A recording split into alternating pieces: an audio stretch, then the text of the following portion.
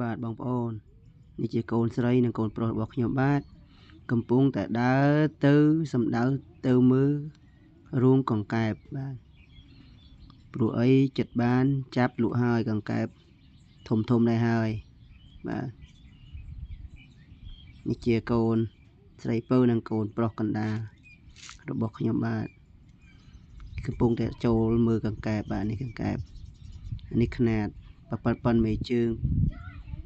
ប៉ុនចង់ប៉ុនកោដៃក្មេងដែរបាទនេះអាតូចបាទមានអាធំនៅខាងមួយជាហៀងទៀតបងប្អូន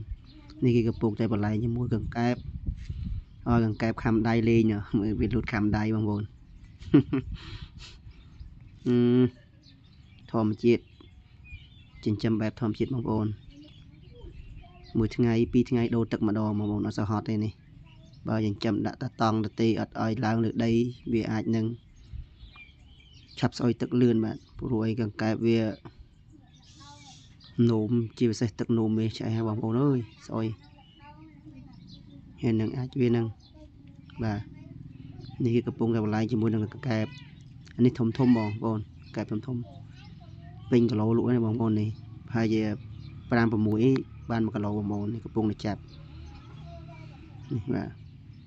ធំមួយចូល2ខាំកន្លះដែរបងប្អូនធំ